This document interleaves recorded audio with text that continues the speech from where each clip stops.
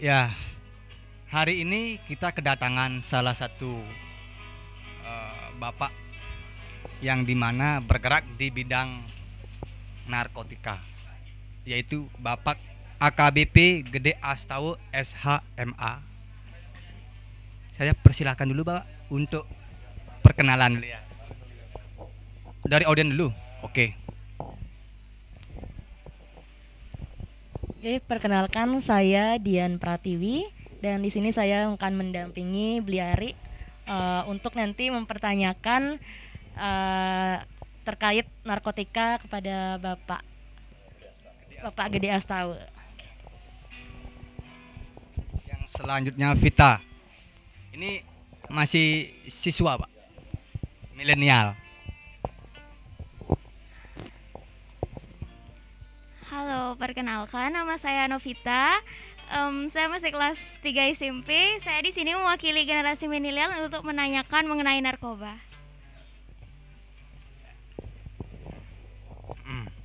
Pak. Ya, sekarang saya Bapak dulu yang memperkenalkan diri dari awal karirnya Bapak di Polres sampai sekarang jadi Kepala BNN Buleleng Pak ya. Baik, terima kasih Ade Ari, kemudian Dian, sama Lovita. Ini milenial kita, ini remaja kita, ya istilahnya generasi penerus semua. Pertama-tama saya sampaikan terima kasih atas undangannya, dengan senang hati ini di pantai, di Penimbangan dengan tidak terlalu formal. Dan ini yang kita inginkan, bahwa kita sama-sama untuk bagaimana menanggulangi masalah narkoba khususnya di Buleleng. Ya, baik dari SMP, tingkat remaja, Ibu Dian, kemudian Ari. Sebelumnya saya perkenalkan diri dulu. Ya. Nama saya tadi udah sebutin I Gede Astawa. Ya. Saya seorang dari kepolisian berpangkat AKBP dan saya tugas di BNN, Kepala Badan Narkotika Kabupaten Buleleng sejak 18 Maret 2018. Berarti 3 tahun lebih lah ya sudah ya. Dalam 3 tahun ini sudah tahulah bagaimana suka dukanya, bagaimana situasinya, kemudian bagaimana yang kena narkoba gitu ya. Kemudian karir saya di kepolisian ini, memang saya di Buleleng banyak sekali menjabat ya. Pertama udah jadi Kapolsek Seririt, Kapolsek Banjar, Kapolsek Tejekule, Kapolsek Celukan Bawang, Kapolsek Kota Singaraja, ya. Nah terus lanjut tingkat Polres itu juga jadi Kepala Satuan Reserse, Kasat Reskrim Buleleng, kemudian Kasat Reskrim Karangasem, pernah Karangasem juga, kemudian Kapus Kodal, Kabak Op Buleleng, ya. Kemudian lanjut ke Denpasar, jadi penyidik korupsi, ya berarti saya menangani kasus korupsi dulu juga di Polda. Kemudian penyidik narkoba, kemudian jadi Kasat Narkoba Polresta Denpasar tahun 2017, yang notabene itu Denpasar itu ya lumayan lah 2017, tetapi tahun 2017 bulannya nggak kelihatan, sekarang kok merah gitu ya, gimana nih? Nah ini bisa tanyakan. Nah terus lanjut saya menjadi Kepala Bagian Pengajaran Kabak Jarlat namanya di sekolah. Saya nih didik sekolah, didik polisi lah selama 8 tahun di PON SPN. Makanya banyak teman-teman saya di kepolisian anak-anak muda juga gitu kan. Nah, kemudian sejak tahun 2018 ini 3 tahun yang lalu ya saya diperintahkan lah menjadi Kepala Badan Narkotika Kabupaten Buleleng. Kenapa? Karena Buleleng itu darurat narkoba. Sudah merah. Ya. Instruksi Presiden juga Pak Jokowi mengatakan harus bagaimana cara menanggulangi narkoba, ya khususnya di Buleleng. Ya. Kemudian untuk di Denpasar Pak Sugianyar namanya, Jenderal, ya Jenderal. Kemudian Kepala BNN sekarang itu Pak Petrus Golose, mantan Kapolda Bali, yang care sekali tentang masalah narkoba. Zaman dulu beliau jadi Kapolda Bali, premanisme down ya, tidak boleh. Sekarang narkoba juga harus begitu. Makanya beliau mempunyai 3 program di dalam hal penanggulangan narkoba ini. Yang pertama namanya hard power, kita keras. Yang mana dikerasin di proses hukum? Ya pengedar-pengedarnya lah. Karena pengedar-pengedar itu membawa barang yang mencari kekayaan, ya, menguras uang. Kemudian yang kedua, soft power, artinya kita lunak. Bagaimana yang melunakkan itu? Ya, kita memberikan pemahaman, sosialisasi kepada generasi kita, anak-anak SMP, anak-anak SMA, remaja. Kemarin sudah laksanakan juga ya, dengan Pak Kepala Dinas Pendidikan juga kita lakukan itu, dengan Pak dari desa, pemerintah desa juga laksanakan itu, kemudian dengan masyarakat adat juga laksanakan itu. Nah, itu istilahnya soft powernya. Kemudian yang ketiga itu namanya smart power, artinya zaman situasi sekarang ini anak-anak remaja itu kan IT-nya yang lebih canggih itu. Jadinya sosialisasi itu cukup menyampaikan melalui medsos. Nah, kaitan dengan inilah saya minta tolong kepada adik-adik ini, ya remaja ini, bagaimana caranya adik-adik kita, milenial kita, remaja kita yang medsos itu kalau berbicara BNN klik BNN. Jadinya di sana sudah ada gambaran apa itu BNN, apa itu tugasnya, kan gitu ya. Nah, saya sekilas lah dulu ya masalah BNN. Saya dulu tugas di kepolisian sekian tahun. Saya dulu menangani narkoba 7 tahun saya. Itu bedanya di mana? Kalau berbicara kepolisian, memang tugas dan kewajibannya adalah proses hukum. Karena dia sebagai penegak hukum. Itu harus disadari. Ya. Jadinya sampai di pengadilan. Nah, hal ini tidak bisa tuntas. Kenapa sudah di penjara terulang-ulang, kan gitu ya. Sehingga tidak menjadikan suatu persoalan. Ya. Nah, sekarang BNN punya konsep 3. Bagaimana caranya peredaran narkoba tertanggulangi? Bagaimana caranya tidak banyak masuk penjara? Kalau masuk penjara kan negara juga rugi. Kan gitu ya, nah itu. Ya, satu-satunya dengan mencegah, kemudian yang kedua adalah mengobati, kemudian yang ketiga memberantas. 3 hal ini. Ya, jadinya ya janganlah ditakuti BNN itu. Ya, mencegah, merehab. Ingat ini. Yang mana yang dicegah, yang direhab? Inilah soft power tadi. Satu adalah anak-anak kita kasih tahu tentang pemahaman bahaya narkoba. Kemudian berdayakan semua lapisan stakeholder, termasuk adik-adik ini, anak-anak ini, remaja ini, termasuk selebritis, termasuk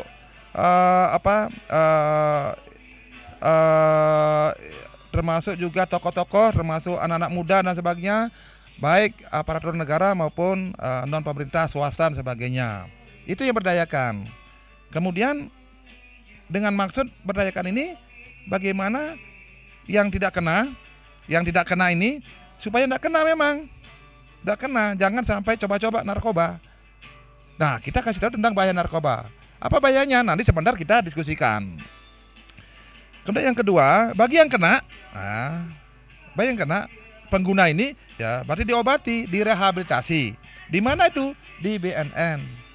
Kalau BNN merehabilitasi gratis, bayangkan itu.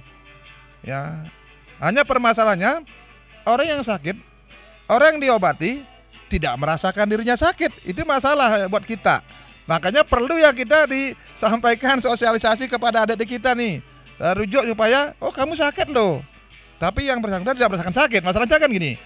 Nah, itu melalui cara dengan rehabilitasi. BNN juga itu tugasnya. Nah, kalau umpamanya ini kita laksanakan bersama-sama, ya, keluarga, masyarakat garda terdepan, tingkat bawah, masyarakat tahu memberikan informasi kepada kita, ya, jadinya permintaan itu kan agak minim kan. Nah, jadinya nggak ada minta kan, ya minta gitu. Di sisi lain, pengedar-pengedar inilah kita harus proses hukum, ya, yang menggunakan ini harus kita obat, ya, diobati, ya, dengan rehabilitasi. Kemudian yang pengedar ini proses hukum. Jadinya yang mengedarkan kita proses ini. Nah, ini cara penanggulangan kita. Siapa yang melakukan? Secara bersama-sama. Bukan BNN saja. Stakeholder semuanya. Nah, inilah saya terima kasih atas undangannya dalam kesempatan ini. Mudah-mudahan nanti adik-adik remaja yang ini stakeholder semuanya untuk bisa menyampaikan seperti ini ya. Mungkin itu sementara dari saya. Nanti mungkin kita sambil santai lah kita diskusi ya. Kalau silakan minum ada jeruk dan sebagainya ya gitu kan. Sambil santai kita gini ya. Nah.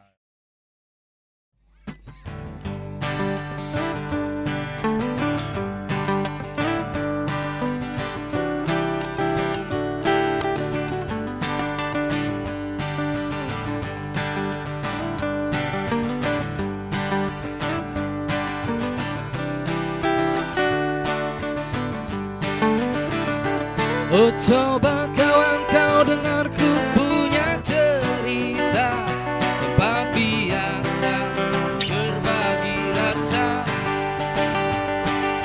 suka duka tinggi bersama, di gang gelap di balik ramainya Jogja. Mari sini kawan,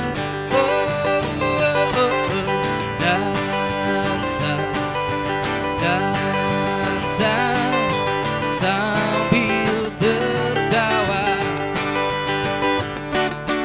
Bila kau datang dari selatan, langsung saja menuju Gondomana. Belok kanan sebelum perempatan, teman-teman yang menunggu di Saidan. Di Saidan, di jalanan, oh angkat sekali lagi gelasmu kawan. Di Saidan, di jalanan, tuangkan air kedamaian.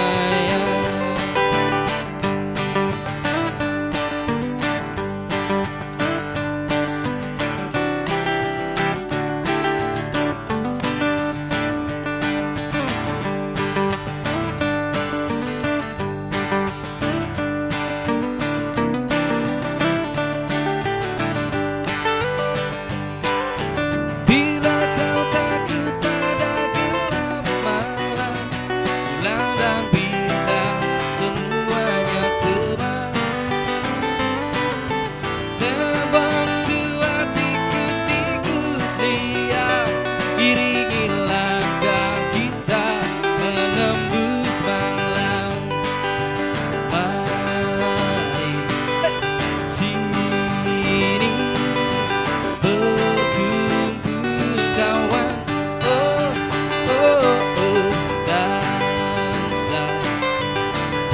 dansa sambil tertawa.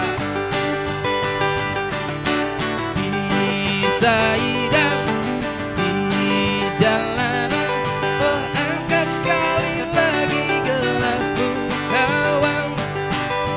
Di Saidan, di jalanan, tuangkan air kedamaian.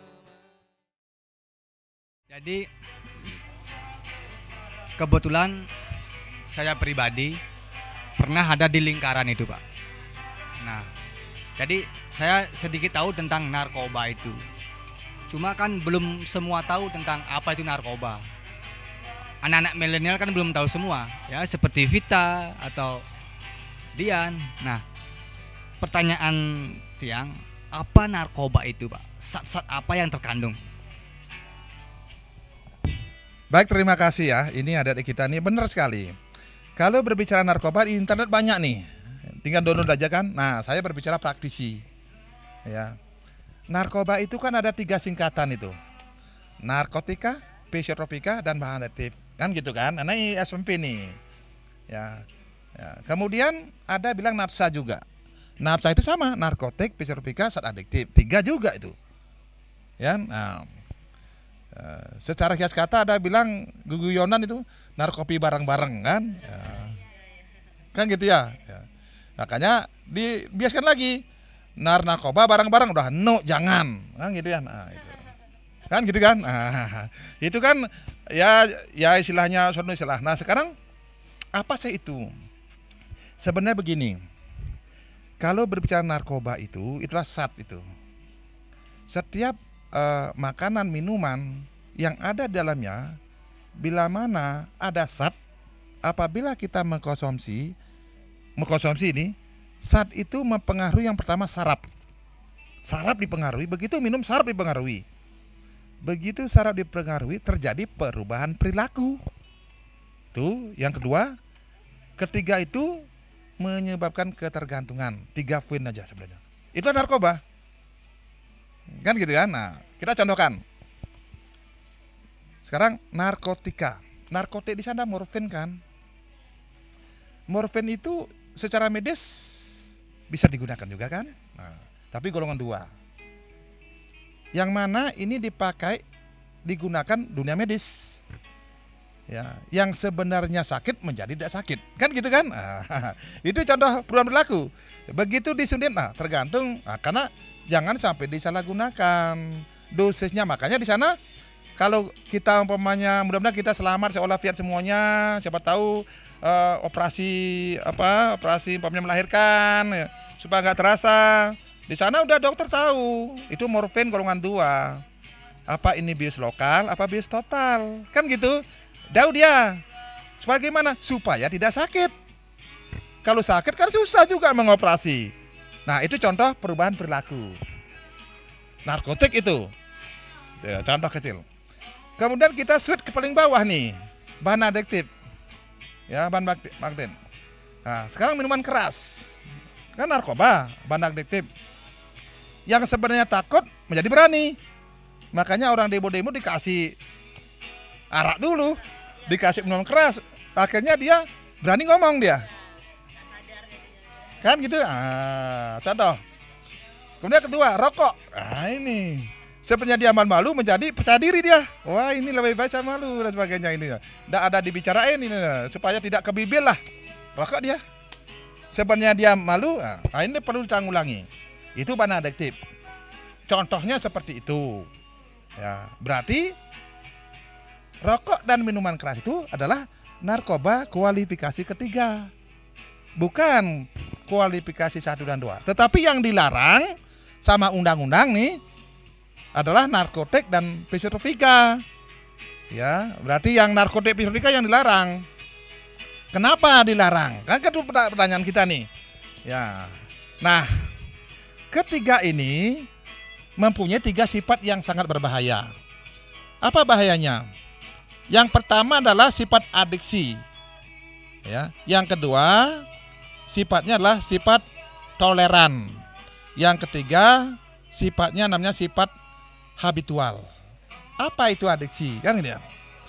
Adiksi itu pemakaiannya itu makin hari makin meningkat. Makin hari makin meningkat ya.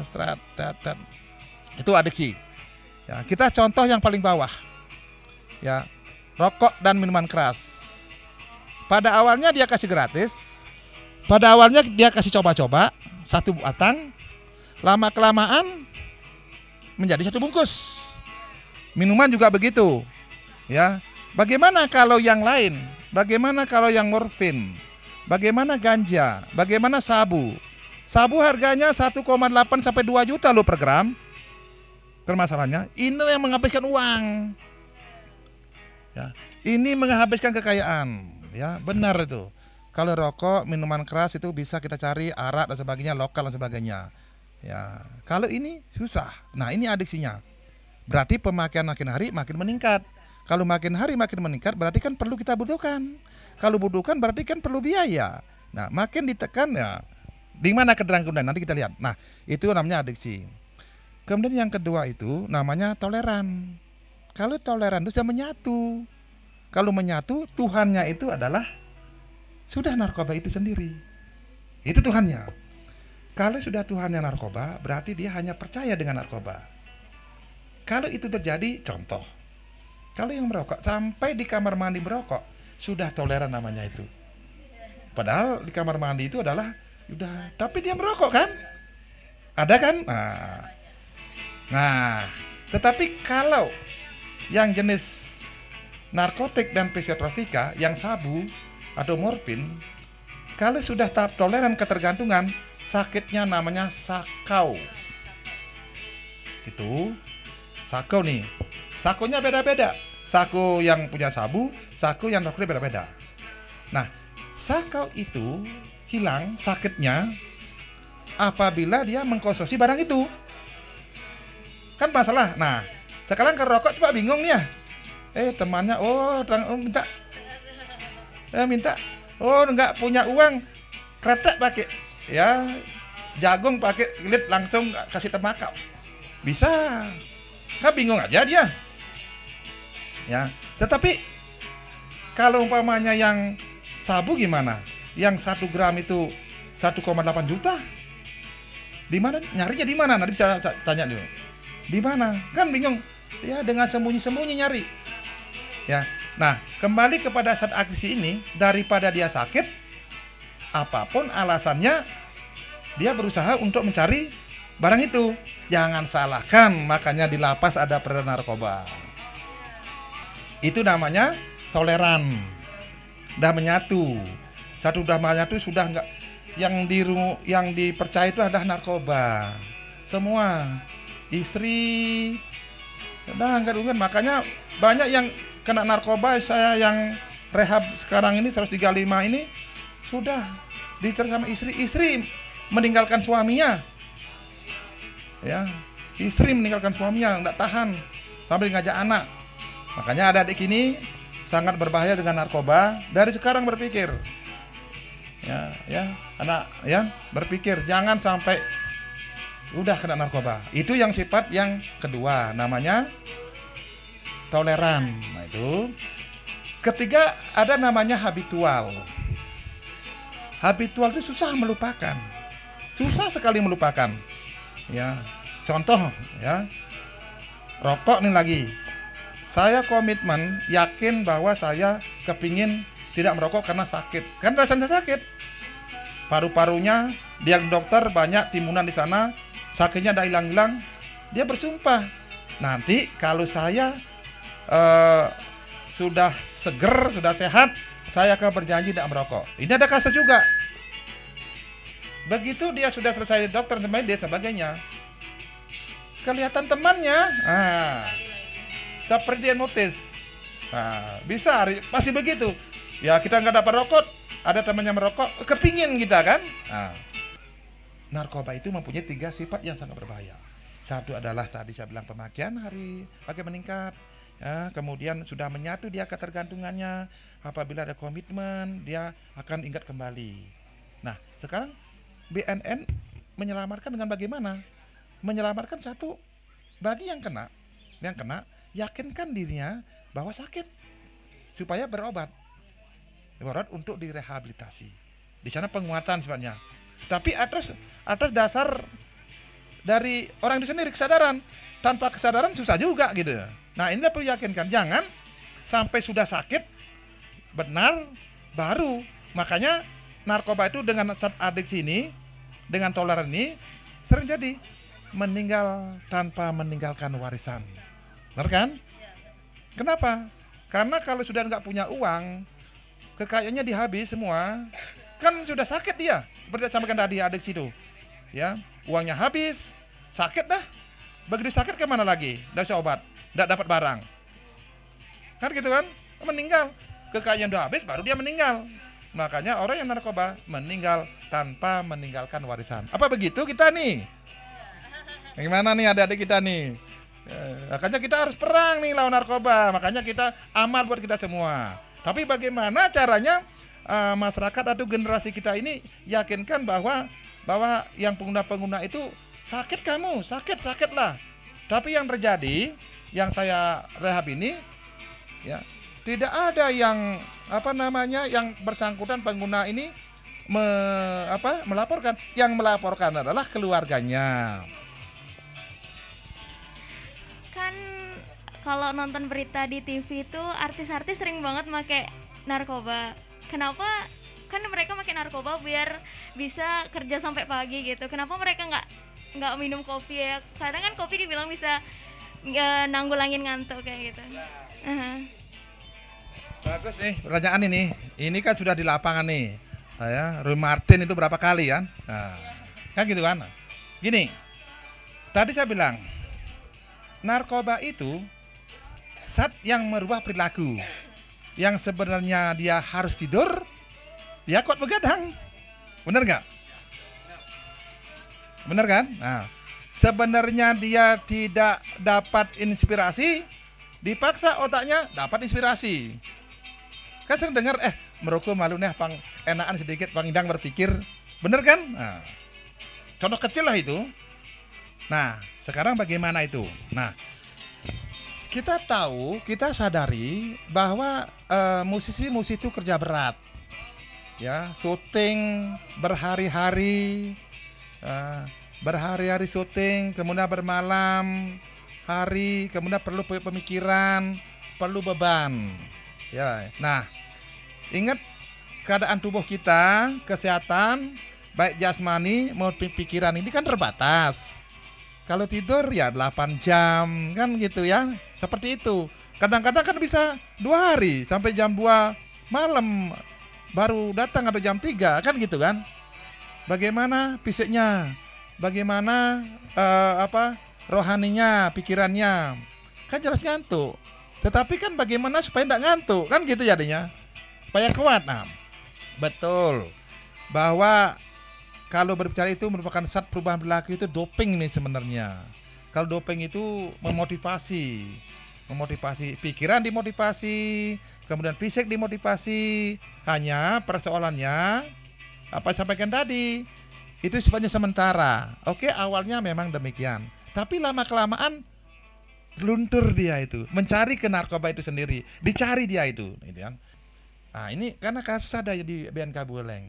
Dulu coba-coba, suatu ketika dia punya permasalahan, punya beban, akan muncul lagi. Sama dengan musik, suatu ketika dia dalam keadaan capek sebagainya, dengan inovasi harus saya pentas sebagainya, mengeluarkan pikiran dengan temannya, bisa pakai itu untuk penguatan. Itu yang terjadi. Ya. Nah, jadinya di sini karena narkoba itu mempunyai zat adiksi itu, maka hari meningkat, kemudian merubah perilaku. Yang mana ya musisi tidak sadar bahwa ya maunya saya mau begadang 3 hari. Itu yang susahnya. Janganlah itu yang kita selesaikan seperti itu, ya. Nah, ini yang harus kita sosialisasikan kepada semua. Memang banyak nggak tahu. Jangan orang mencoba-coba, makanya oknum-oknum banyak juga yang terlibat kan.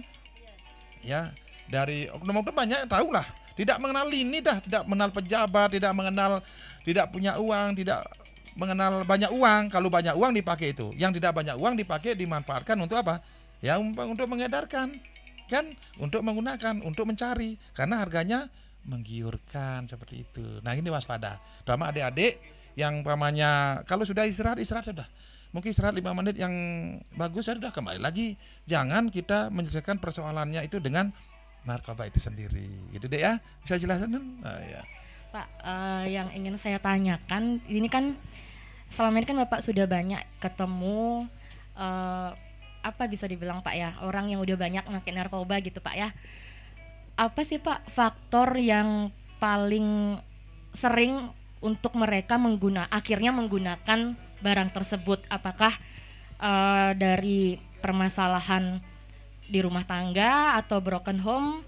Apakah itu salah satunya, atau yang paling sering itu faktor apa sih Pak gitu? Atau hanya sekedar coba-coba kayak gitu? Baik, terima kasih Dian, nih bagus sekali pertanyaan ini sering jadi. Saya udah mengadvokasi dari sekian orang itu. Pertama itulah keluarga, faktor keluarga. Ya, kenapa faktor keluarga? Karena orang yang pengawasan keluarga ya, kalau sudah dewasa udah ngerti dia. Ya, hanya ada bilang bahwa merokok, ya, minum keras usia dini ambang menuju narkoba, itu benar itu. Karena saat adiksi tadi. Ya, yang awalnya memang faktor keluarga. Apa yang saya sampaikan tadi, bahwa narkoba itu kan perubahan perilaku. yang tahu adalah keluarganya.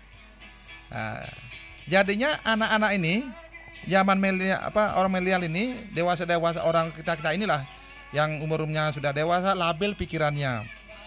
Pasti yang bersangkutan mencari yang menguntungkan, mencari orang yang menyenangkan baginya.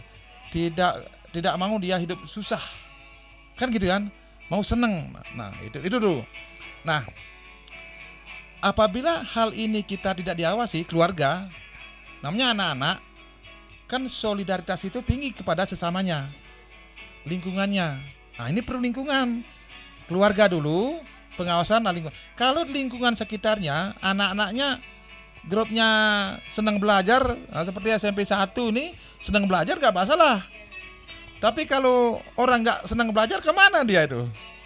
Bayangkan itu, orang gak senang belajar, ya, karena kalau belajar itu kan perlu pikiran kan, jadi menurut dia beban. Ada yang gitu, ya. Faktor keluarga, memang sih intinya semuanya faktor pribadi.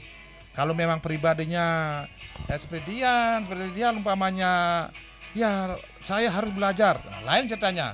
Kalau pribadinya dia yang tidak mau belajar, kemudian tidak mau kerja, mau senang, mau keluar dengan teman-temannya, mau kebut-kebutan, mau minum-minum. Nah, selama ini kalau dia tidak ada lingkungan untuk belajar, pasti ke tempat lain pergaulannya. Tapi kalau anak remaja itu kemana ceritanya? Kan tidak susah itu.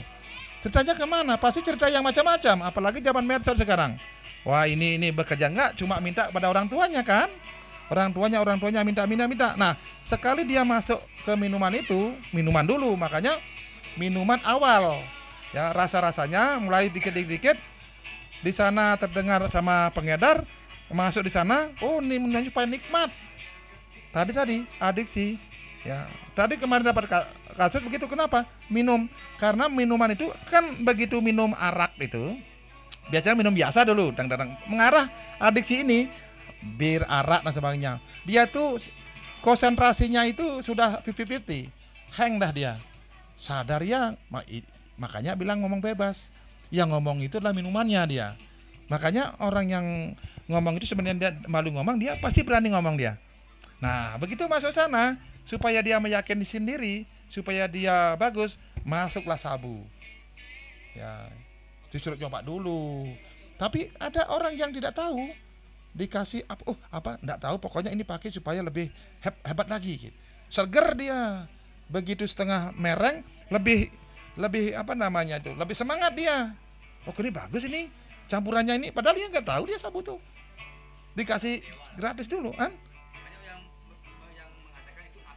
Asap dewa lah ya. Ya, begitu setelah gitu, nah gratis dulu. Nah, besoknya begitu nyaman, ingat aja dengan dia, mana campuran kemarin, pernah beli gratis, kemudian baru pengedar ini menyampaikan mahal.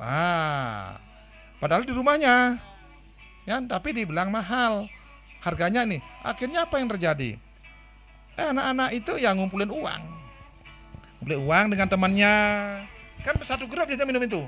Kalau orang minum jarang satu orang, minimal 3 orang, 4 orang, 5 orang. Ini adalah ajum-ajuman namanya. Dengan teman, oh ini kok nih, saya satu, oke, habis, udah lagi, kan gitu. Ajuman, ya, nggak terasa kan? Inilah makin hari makin meningkat. Begitu masuk, tahu begitu, udah dikasih. Nah, begitu dia ketergantungan, inilah yang membahayakan. Dia senang itu, dengan minuman itu dia merasa percaya diri, dia merasa kuat. Sehingga dia membutuhkan itu. Apabila dia tidak durasinya tidak maki itu, dia akan menjadi kebingungan. Selalu akan mencari itu, barang itu. Nah, ini yang sangat membahayakan. Ya seperti itu. Ya, itu faktor pribadi memang, lingkungan juga, ya. Kalau kerja, faktor kerja juga. Kalau kerjanya nimponya malam-malam bisa jadi. Karena apa? Kuat begadang bisa. Apa sih, ngopi juga, ngantuk juga rasanya disampaikan itu. Apa pakai seperti itu? Memang kalau setelah saya advokasi orang, memang itu menyebabkan doping, memang kuat begadang memang. Ya, begadang oke. Tapi lama kelamaan akan menurun dia. Nah, makanya kita kalau tes urin, ketergantungan itu kalau 5 hari 6 hari dia itu biasa. Tetapi begitu hari kelima, kalau ketergantungan dia pakai lagi. Makanya nggak pungkiri dia tidak bisa lepas. Karena kalau nggak make, dia itu akan lemes, sakit dan sebagainya. Makanya perlu pakai lagi dia itu. Itu yang terjadi. Ya, itu faktor. Nah, banyak faktor. Ya, di samping itu faktor keluarga, terutama orang yang kalau keluarga tuh memang broken home itu, ya artinya itu bapaknya ke kanan, ibunya ke kiri, jadinya anaknya kemana curhatnya? Ya, ada kasus tuh, bapaknya kerja, ibunya kerja, ya, jadinya di rumahnya anaknya nih ibunya ngasih uang, bapaknya ngasih uang, itu curhatnya bukan kemana curhat dia, apalagi dikoskan lagi, bahaya sekali. Anak-anak ini namanya orang dewasa kan labil pikirannya tuh, apalagi tidak mau belajar, labil sekali, pasti mencari hal-hal yang menyenangkan buatnya. Pergaulan dulu, temannya rokok dulu, kecil-kecil aja, minuman keras, kemudian dia rean, sepeda motoran, atau kan tidak punya sepeda motor, di rumahnya ada sedikit tua-tuaan, tua dulu. Ya enggak, bir mahal kan? Kalau tua kan gampang, tua manis dulu. Habis tua baru arak, gitu tingkatannya. Inilah adiksi. Ya, ini adiksi. Coba percaya dah, ya. Saya yakin seperti itu yang terjadi. Nah, begitu kelimanya dia masuk ke minuman keras, adiksi yang toleran ini yang sangat membahayakan. Pak, di setahu Novita, di luar negeri itu ganja udah legal. Jadi gimana di Indonesia? Baik, terima kasih nih, bagus nih. Ini sudah sampai di luar negeri nih. Ya, kemarin sudah dijelaskan sudah. Ada wacana dilegalkan. Kalau saya sependapat tidak setuju saya. Kenapa? Ada bilang di Belanda, ya. Belanda itu kan negara sudah lain ini ya. Tetapi kalau itu kan tergantung pemerintahnya. Yang jelas ganja itu secara kesehatan dari Menteri Kesehatan sudah sangat-sangat membahayakan, ya. Sangat-sangat membahayakan. Nah, ada orang bilang itu merupakan suatu untuk betul. Samalah dengan seperti narkotik morfin. Ya, morfin apa?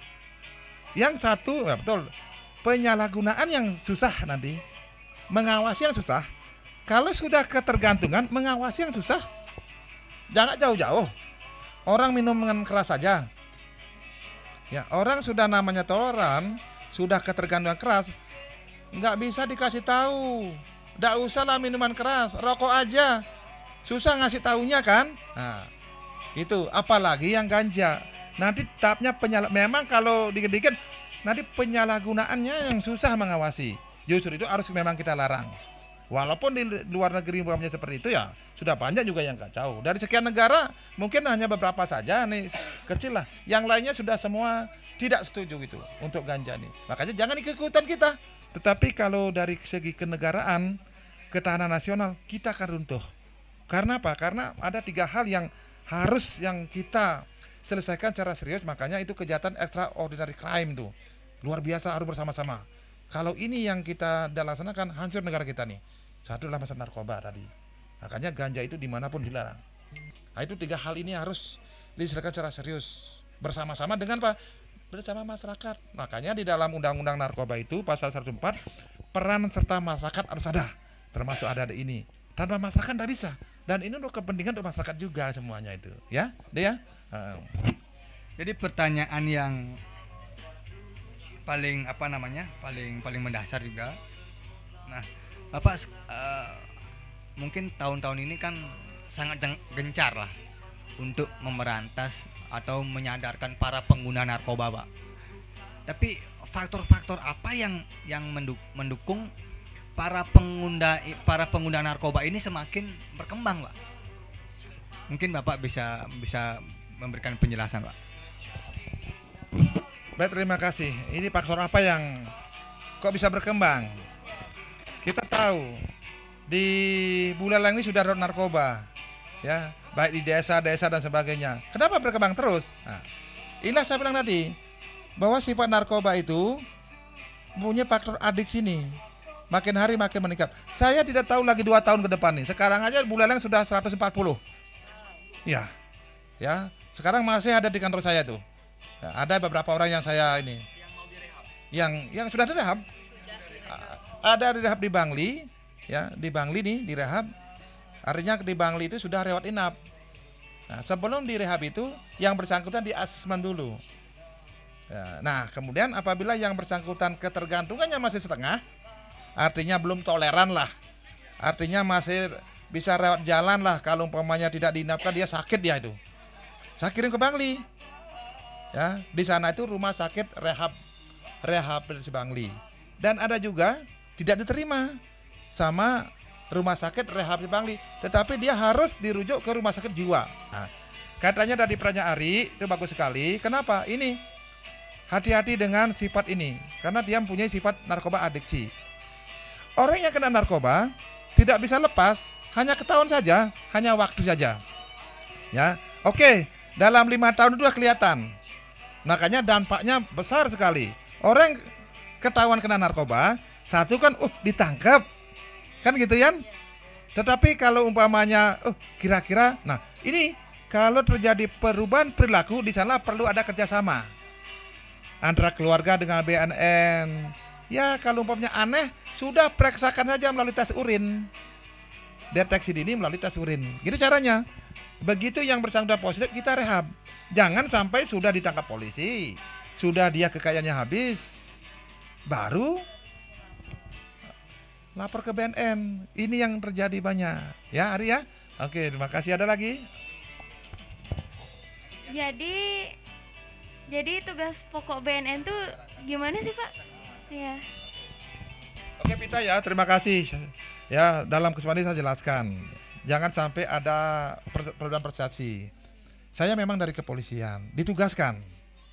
Tetapi di BNN, bukan tugas salah kepolisian. Ingat, BNN itu mempunyai tugas 3 pokoknya. Satulah mencegah. Karena mencegah lebih baik daripada mengobati, bahasanya begitu. Kemudian mengobati bagi yang telah terlanjur memakai. Bagi yang belum memakai, kita sampaikan tentang bahaya narkoba seperti ini. Saya contoh-contoh, ini bahaya loh, ini praktisi kita. Kadang sudah begini situasinya. Itu yang belum kena. Makanya perlu nih anak remaja nih SMP. Ya, bagi yang sudah terlanjur, kadang-kadang sudah ya umuran, karena baru ketahuan, karena saat tolerannya baru muncul. Baru awal enggak dia sembunyi, tetapi kalau sudah toleran tidak bisa kita sembunyikan. Nah, itu masalahnya. Nah, itu kita bagaimana? Rehabilitasi. Berarti tugas kedua namanya rehabilitasi. Tugas ketiga bukan yang menggunakan aja, menggunakan korban ini. Korban lah habis uangnya dan sebagainya, ditinggalkan istri dan sebagainya, hanya itu saja. Itu kan korban tuh. Itu kita dengan rehab. Tetapi karena masalah penyalahgunaan narkoba kan bukan cukup di sana aja. Pasti ada yang mengedarkan. Yang mengedarkan ini mendapat uang banyak. Bayangkan 1 gram aja, 1 gram sabu aja 2 juta, gimana itu? Tidak menggiurkan apa? Nah, pengedarnya inilah perlu kita berantas. Perlu proses hukum. Ya. Apabila yang menggunakan ini kita rehab, berarti permintaan itu kan sedikit. Permintaannya kurang. Dengan permintaan kurang kan berlaku hukum ekonomi. Dengan permintaan kurang itu pengedarnya kan tidak laku dagangannya. Kan gitu kan? Nah, apalagi kita proses hukum.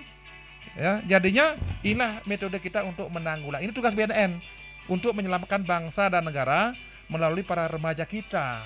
Inilah harapan kita kepada kita semua, ya. Baik Pak, mungkin kan karena banyaknya kasus apalagi di Buleleng Pak ya, apa sih Pak pesan yang mungkin bisa Bapak sampaikan untuk masyarakat atau mungkin nanti yang sedang menyaksikan video ini, kemudian apa sih upaya yang harus dilakukan masyarakat itu agar terhindar dari narkoba? Dan tambahannya juga Pak, sekali lagi, di dalam rehabilitasi itu apa sih yang dilakukan oleh BNN gitu? Enggak, itu terakhir Pak. Baik, terima kasih Dian. Yang pertama, harapan saya kepada masyarakat, narkoba ini kan musuh bersama. Musuh bersama. Yang mana musuh kita ini, ya istilahnya anggaplah penjajah. Penjajahnya tanpa wajah, susah. Ini akan tidak selesai apabila hanya diberantas oleh TNI Polri dan BNN. Harus secara bersama-sama. Garda terdepan itu memang adalah masyarakat. Nah, sekarang sedikitnya memberikan informasi siapa masyarakat itu. Nah, Ada masyarakat milenial, ada masyarakat tua, kemudian ada masyarakat ya istilahnya remaja, ada pendidikan, kemudian nah ini harus semua stakeholder harus berperan. Dan ini sudah kita laksanakan.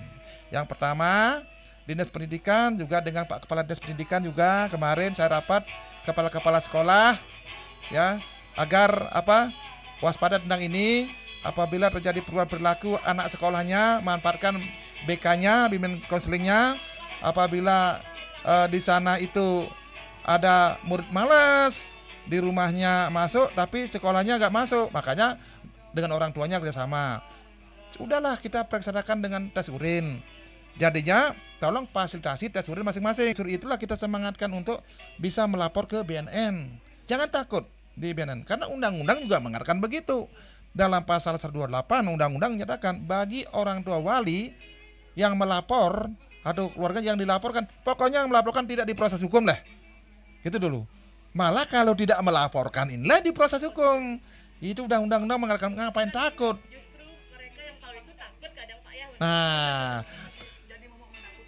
dalam kesempatan ini saya selaku Kepala Badan Narkotika dan Buleleng ya, saya selaku Kepala Badan Narkotika dan Buleleng atas nama negara lah karena undang mengatakan begitu bahwa jangan ditakuti BNN. Ya silakanlah yang kena ya, yang kena keluarganya segera untuk melaporkan ke BNN untuk pengobatan. Itu dulu. Ya, dan dijamin semua, dijamin privasinya dia, kemudian tidak diproses hukum dan biayanya pun gratis. Bayangkan itu sudah ya kan. Nah, itu dulu. Nah, kemudian yang belum kena harus waspada. Jangan coba-coba, sekali mencoba akan ingat kembali nanti karena kembali kepada sifat habitual tadi, kan muncul dia itu banyak. Dan orang narkoba itu tidak mengenal jabatan, tidak mengenal profesi, kan? Tidak mengenal, makanya ini harus masing-masing jati diri untuk untuk menghadapi ini. Nah, cara salah satunya ya kita, karena masalah narkoba pikiran, minimal yang pertama kita berbakti pada Tuhan Yang Maha Esa lah. Kalau umat Hindu ya ingat bersandi sembahyang, jadi ingat itu pertama kunci. Kalau Muslim ya 5 waktu ibadah, itu pertama. Kedua itu patuh kepada orang tua. Ya. Tidak ada orang tua menjerumuskan anaknya. Ada nggak? Nggak ada kan? Apa menjadi arahan ataukah dari orang tua? Patuhi. Nah, orang tua itu luas juga nih. Ada guru Rupake, ada guru Suwarjaya, ada guru pengajian kan gitu nih guru-guru. Kalau umpamanya di sekolah taat patuh dengan menjadi guru-gurunya, dengan pemerintah kan gitu. Nah, itu dipatuhi. Kemudian yang ketiga ini, hindari merokok minum dalam usia dini. Menyelesaikan suatu masalah jangan dengan itu. Contoh, wah saya ini perlu ini kuat megadang, saya minum ini. Udah, kalau sudah kita capek istirahat, gak usah lagi di doping macam-macam. Itu kuncinya. Kemudian nyatakan sudah kita komitmen, jangan sekali-kali mencoba narkoba. Itu ya, itu harapan saya. Kemudian untuk rehabilitasi, bagaimana sistemnya? Yang pertama, cukup menyampaikan kepada BNN, telepon, silakan saja, tidak terlalu birokrasi lah. Tuh ya, telepon. Kemudian yang kedua, kami juga adakan asesmen. Di BNN ada dokter, ada perawat, ada psikolog, ada. Nanti di asesmen. Nah, inilah perlu bantuan juga dari masyarakat. Jangan takut ke BNN, orang nggak diproses hukum kalau lapor, malah kalau lapor diproses hukum. Kalau nggak lapor diproses hukum. Ingat ini kuncinya nih. Jangan takut, mumpung ada BNN Buleleng, jangan sampai, karena bahayanya itu bukan hanya itu saja. Satu, bahaya ekonomi narkoba. Mana orang yang pengguna narkoba yang kaya jadi miskin loh itu. Makanya ada yang meninggal tanpa meninggalkan warisan kan? Itu ekonominya. Aspek sosial. Kalau orang kena narkoba itu cenderung dia berkomunitas dengan teman-temannya. Kalau temu orang lain tidak mau dia. Selalu sembunyi-sembunyi sosialnya. Kalau itu bagaimana membangun negara kita? Disuruh sana tidak mau lah sudah. Itu sosialnya. Kemudian kesehatannya, sakit. Kapan sakitnya? Tinggal waktu. Ya, tinggal waktu. Kapan waktunya?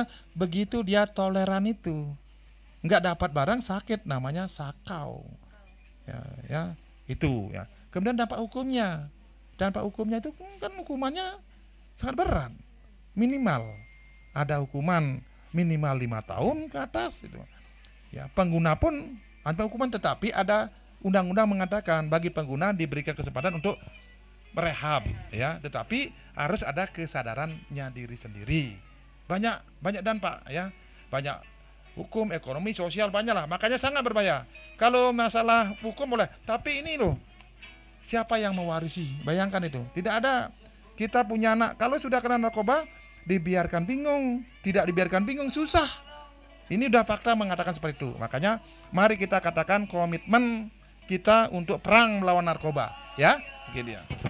Baik, terima kasih kepada masyarakat, khususnya masyarakat Buleleng.